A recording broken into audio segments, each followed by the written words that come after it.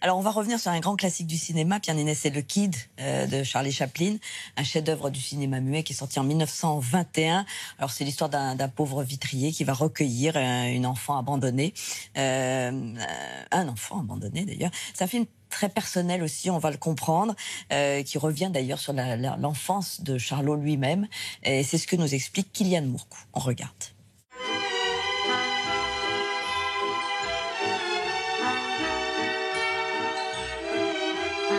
En 1921, Charlie Chaplin est la plus grande star du cinéma mondial.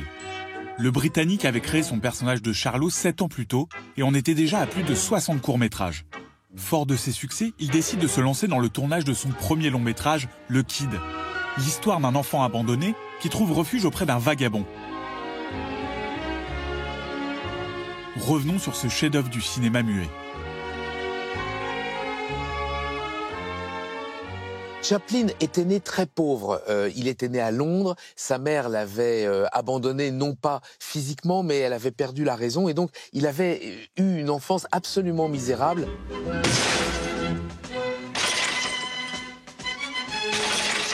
Donc, quelque part, Jackie Coogan, le jeune enfant, c'est Chaplin 25 ans plus tôt.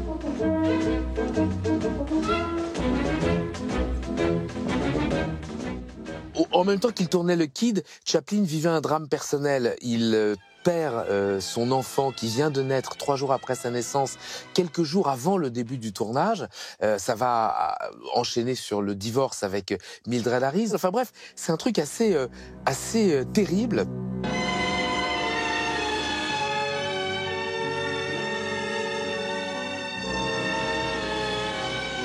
Tous ces éléments personnels vont construire la légende de Charlot, un personnage romanesque qui navigue entre la comédie et la tragédie.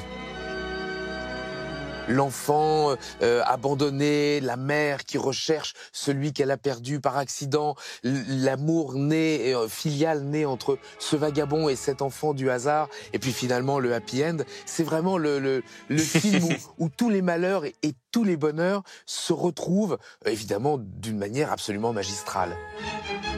Magnifique ce film. On a une image en noir et blanc, pas d'effet de lumière, très peu de cartons de dialogue. En fait, tout est dans les regards, tout est dans les gestes.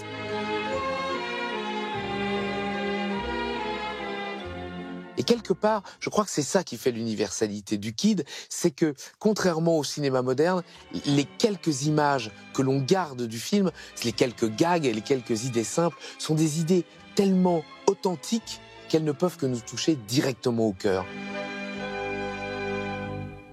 C'est ça la grande différence entre le cinéma de Chaplin et, j'aurais tendance à dire, presque tous les autres cinémas.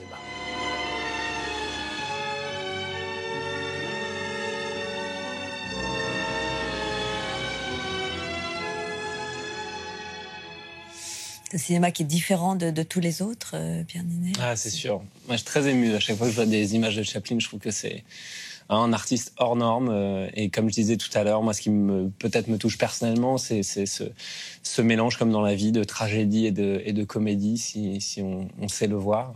Et lui, il savait tellement bien le voir et le reproduire, c'est un don incroyable. Je suis bouleversé, moi, par cet artiste. Avec cette sincérité qu'on sent derrière, bon, même si on ne connaît pas forcément l'histoire de Chaplin, on voit, et c'est ce qui fait que ce qu'il dit est universel, d'une certaine façon. Ça nous touche aujourd'hui encore. Ouais, complètement.